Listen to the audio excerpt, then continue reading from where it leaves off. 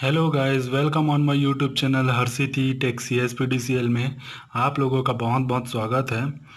आप लोगों ने मेरी बहुत पुरानी सभी वीडियो को देखी और बहुत लाइक किए, व्यू भी किया, उसके लिए बहुत बहुत धन्यवाद। आज मैं बहुत ही एक अच्छे टॉपिक पे वीडियो बनाने जा रहा हूँ जो बहुत ही इम्पोर्टेंट है आप लोगों के लिए। मैंने अपनी पिछली वीडियो में आपको ट्रांसफार्मर के आउटर शेप के बारे में बताया था, हर चीज़ के बारे में बताया था, ट्रांसफार्मर कैसे वर्क करता है, ट्रांसफार्मर के बॉडी पार्ट्स के क्या क्या नेम होते हैं। आज मैं ट्रांसफार्मर के इनर पार्ट्स के बारे में बताऊंगा कि ट्रांसफार्मर के अंदर क्या होता है और वो कैसे वर्क करता है। तो ठीक है, चलो हम वीडियो को स्टार्ट करते हैं। अगर आपने इस वीडियो और इस चैनल को सब्सक्राइब नहीं किया हो तो सबसे पहले इस चैनल को सब्सक्राइब कर लें, और अगर आपको ये वीडियो अच्छा लगा होगा तो आखिरी में इसे लाइक भी कर दीजिएगा। ठीक है, चलो स्टार्ट करते हैं गाइस। तो आप देख सकते हैं मेरी स्क्रीन पर एक ट्रांसफार्मर की मैंने सर्किट डायग्राम बनाई हुई है। ठीक है, ये ट्रांसफार्मर की सर्किट डायग्राम है। इसको एक्सप्लेन करने से पहले मैं ट्रांसफार्मर के बारे में कुछ बताना चाहूँगा। ठीक है, मैं थोड़ा इंग्लिश में बताऊँगा, हिंदी में बताऊँगा, दोनों मिक्स में बताऊँगा, तो आप ध्यान से समझिएगा। ठीक है, चलिए मेरे नोट्स की तरफ चलते हैं। तो आप देख सकते हैं यहाँ पर मैंने ट्रांसफार्मर का डेफिनेशन लिखा हुआ है। शुरू में मैंने लिखा हुआ है definition. Transformer is a static device which transfer electrical energy from one place to another place without change its frequency. It means frequency remains constant 50 hertz always. ठीक है, तो मैं आपको बताना चाहूँगा, इसका मतलब ये है कि ट्रांसफार्मर एक ऐसी स्थैतिक उपकरण है जो विद्युत ऊर्जा को एक स्थान से दूसरे स्थान में प्रवाहित करती है, उसकी आवृत्ति को बिना परिवर्तन किए हुए। अर्थात उसकी आवृत्ति फ्रीक्वेंसी हमेशा कांस्टेंट मतलब स्थिर रहती है। जनरली जो इंडिया में जितनी भी ट्रांसफार्मर बनती है उसकी आवृत्ति 50 हर्ट्ज ही होती है। जनरली हमारे देश से बाहरों में जो ट्रांसफार्मर बनते हैं उनकी आवृत्ति 60 हर्ट्ज या जो भी हो उससे अधिक होती है। ठीक है, तो ये ट्रांसफार्मर की डेफिनेशन हो गई है ना। नीचे मैंने लिखा है प्रिंसिपल। प्रिंसिपल मतलब होता है उसका सिद्धांत, वो किस कार्य प्रणाली पे कार्य करता है। तो जो हमारा जो ट्रांसफार्मर जो होता है, जो हमारे विद्युत को सप्लाई करता है, वो मुख्यतः म्यूचुअल इंडक्शन पर काम करता है, इलेक्ट्रोमोटिव फोर्स पे, है ना। तो म्यूचुअल इंडक्शन क्या होता है उसको भी मैं बताऊंगा। नीचे सर्किट डायग्राम में सब चीज़ मैं एक्सप्लेन करूंगा आपको बहुत ही डिस्क्राइब करके, है ना। और मैंने उसके बाद लिखा है it's change also voltage level. सिर्फ वो वोल्टेज को ही चेंज करता है, बढ़ाता है, घटाता है। बाकी जो आवृत्ति रहती है उसकी कांस्टेंट मतलब फ्रीक्वेंसी हमेशा कांस्टेंट रहती है। ठीक है, चलो हम सर्किट डायग्राम में चलते हैं। आप देख सकते हैं यहाँ पर मैंने एक सर्किट डायग्राम बनाया हुआ है ट्रांसफार्मर का। ये जो एक चौकोन सा देख रहे हैं वो ट्रांसफार्मर की कोर है, जो अंदर में कोर रहती है। ठीक है, ये है, ये एक साइड की जो कोर देख रहे हैं वो आप प्राइमरी साइड की कोर है, और ये सेकेंडरी साइड की कोर है। मान लीजिए कि हाई वोल्टेज साइड की कोर है और ये लो वोल्टेज साइड की कोर है ना। तो आप देख सकते हैं यहाँ पर ये जो कॉइल की तरह दिख रहा है वो ट्रांसफार्मर की वाइंडिंग है जो उस कोर से लपटी हुई होती है। उसको दर्शाने के लिए मैंने सिंबल इस्तेमाल किया एनपी। एनपी मतलब हो जाएगा प्राइमरी टर्न्स, एन मतलब टर्न्स, है ना। ठीक है, और यहाँ पे आप देख सकते हैं ये सेकेंडरी साइड की कोर, ये सेकेंडरी साइड की कोर में जो लिपटी हुई है टर्न्स, उसे मैंने दर्शाया है एनएस से, मतलब ये सेकेंडरी साइड की टर्न्स है, वाइंडिंग है ना। चलो मैं अब आपको स्टार्ट करता हूँ, इसको मैं बताता हूँ कि इसकी कार्यप्रणाली कैसे होती है। मान लीजिए मैंने इस प्राइमरी वाइंडिंग को वोल्टेज सप्लाई प्रोवाइड किया। वीपी मेरी प्राइमरी वोल्टेज है, पी मतलब प्राइमरी, वी मतलब वोल्टेज। मैंने इसे एसी सप्लाई प्राइमरी वोल्टेज दिया। तो इसको जब मैंने वोल्टेज दूंगा तो यहाँ पे वोल्टेज देने के कारण यहाँ पे एक करंट फ्लो होगा, वो हो जाएगा प्राइमरी करंट। प्राइमरी करंट को मैंने शो किया है आईपी। ठीक है, आईपी इसमें करंट फ्लो होगा। और जब प्राइमरी वाइंडिंग की कोर में करंट आईपी फ्लो होगा तो वहाँ पे एक ईएमएफ इंड्यूस्ड होगा, मतलब कि इलेक्ट्रोमोटिव फोर्स जनरेट हो जाएगा। और इलेक्ट्रोमोटिव फोर्स जनरेट होने के कारण इलेक्ट्रोमोटिव फोर्स को मैंने दर्शाया है ईपी से। ईपी मतलब हो जाएगा इलेक्ट्रोमोटिव फोर्स और पी मतलब प्राइमरी साइड का इलेक्ट्रोमोटिव फोर्स। तो प्राइमरी साइड जब इलेक्ट्रोमोटिव फोर्स जो जनरेट हो जाएगा उसके कारण यहाँ पे फ्लक्स जनरेट हो जाएगा। फ्लक्स है ना, फ्लक्स यहाँ पे ये 5 से मैंने उसको दर्शाया है फ्लक्स को। फ्लक्स प्राइमरी साइड का जो फ्लक्स है वो इस तरह उसके पूरे कोर में घूमता रहेगा। ठीक है, और ये प्राइमरी साइड का जो फ्लक्स है वो ऐसा जाएगा इस तरह से सेकेंडरी साइड के जब वाइंडिंग में पहुंचेगा तो वहाँ सेकेंडरी साइड के वाइंडिंग में फ्लक्स के कारण एक ईएमएफ जनरेट होगा। वो ईएमएफ को हम कहेंगे सेकेंडरी साइड का इलेक्ट्रोमोटिव फोर्स, है ना। तो ये ईएस हो जाएगा, है ना। अब सेकेंडरी साइड में आपका इलेक्ट्रोमोटिव फोर्स जनरेट हो चुका है, ईएमएफ जनरेट हो चुका है, तो उसके कारण यहाँ पर एक करंट जनरेट होगा आईएस, जो इसके कॉइल में घूमेगी, है ना।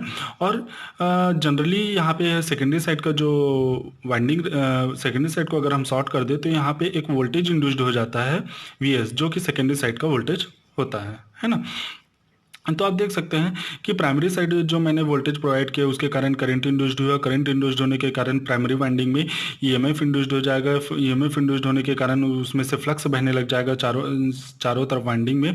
तो प्राइमरी वाइंडिंग का फ्लक्स सेकेंडरी वाइंडिंग तरफ फ्लक्स जनरेट करेगा, और फ्लक्स होने के कारण उसमें करंट और वोल्टेज बहने लग जाएंगे। इस प्रकार प्राइमरी वाइंडिंग में वोल्टेज देने से हमारे सेकेंडरी साइड के वाइंडिंग में वोल्टेज और करंट फ्लो होने लग जाता है। जनरली ये जो वाइंडिंग की जो कोर रहती है वो सॉफ्ट आयरन कोर की होती है ना। ठीक है, तो इस तरह ट्रांसफार्मर वर्क करता है। ठीक है, यहाँ पर मैंने इंडेक्स बता दिया है कि वीपी, आईपी, एनपी, ईपी को क्या क्या कहते हैं। वीपी को प्राइमरी वोल्टेज, आईपी को प्राइमरी करंट, एनपी को प्राइमरी टर्न्स और ईपी को प्राइमरी ईएमएफ। इसी तरह सेकेंडरी साइड के लिए मैंने इंडेक्स बताई, VS secondary voltage, IS secondary current, NS secondary turns, ES secondary EMF. ठीक है, तो आप लोगों को पता चल गया होगा कि अब ट्रांसफार्मर में के अंदर क्या होता है और वो कैसे वर्क करता है ना, और उसमें क्या जनरेट होता है। मतलब कि उसमें ईएमएफ जनरेट होता है, ईएमएफ जनरेट होने का फ्लक्स जनरेट होता है, और फ्लक्स के कारण ही वहाँ पे करंट और वोल्टेज सेकेंडरी साइड में जनरेट होता है ना। ये इंडेक्स मैंने बता दिया है। अब मैं आपको बताता हूँ ट्रांसफार्मर की रेटिंग के बारे में। ट्रांसफार्मर की जो पावर रहती है वो हमेशा कांस्टेंट रहती है, चाहे वो प्राइमरी साइड की हो चाहे वो सेकेंडरी साइड की हो। मतलब ये ट्रांसफार्मर जितनी क्षमता का है वो उतना ही रहेगा, चाहे प्राइमरी साइड के लिए रहे चाहे वो सेकेंडरी साइड के लिए रहे। तो चलिए नीचे चलते हैं, आप देख सकते हैं पी मतलब होता है पावर। पावर का जो फार्मूला होता है, पावर वोल्टेज और करंट को अगर हम मल्टीप्लाई कर दें तो हमारी ट्रांसफार्मर की पावर निकल जाती है। तो मतलब पी हो जाएगा V P into I P, ये प्राइमरी साइड की पावर है। और सेकेंडरी साइड की पावर हो जाएगी P is equal to V S into I S, मतलब कि voltage into current secondary side की, है ना।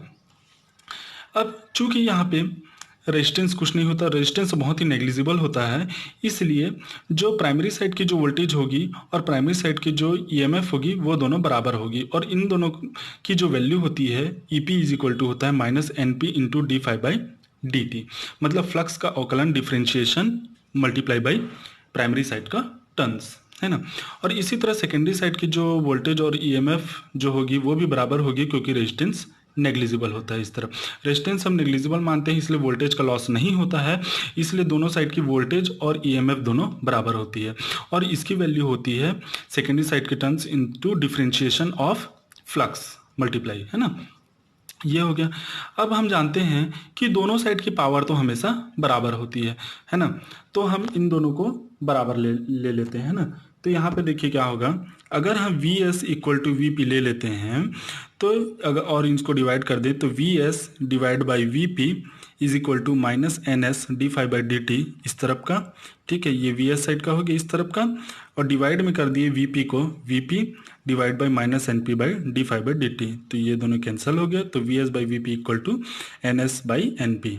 ठीक है, मतलब कि ये एक फार्मूला हो गया कि सेकेंडरी साइड का voltage divided by secondary side का प्राइमरी साइड का voltage is equal to secondary side का टर्न्स बटे सेकेंडरी साइड प्राइमरी साइड का टर्न्स। ये एक फार्मूला है, ये बहुत इंपॉर्टेंट है, हमेशा याद रखिएगा, है ना। अब चूंकि दोनों साइड का पावर सेम होता है तो V P I P, P is equal to V P I P और P is equal to V S I S, तो दोनों साइड का पावर को बराबर कर लिए तो V P I P is equal to V S I S. तो वी पी यहाँ से वी पी, ये वी एस नीचे आ गया तो I S divide by I P, है ना। तो सेकेंडरी साइड का वोल्टेज बटे प्राइमरी साइड का voltage is equal to primary side का करंट बटे सेकेंडरी साइड का करंट। ये भी एक फार्मूला है वोल्टेज और करंट मेज़र करने का, है ना। और ये इससे हम टर्न्स भी मेज़र कर सकते हैं, उसके वाइंडिंग के टर्न्स भी मेज़र कर सकते हैं और वोल्टेज भी मेज़र कर सकते हैं। ये दो फार्मूला बहुत ही इंपॉर्टेंट होते हैं। ठीक है दोस्तों, मैंने आज आपको बता दिया कि ट्रांसफार्मर कैसे वर्क करता है, ये ट्रांसफार्मर के बेसिक फार्मूले हैं, है ना। और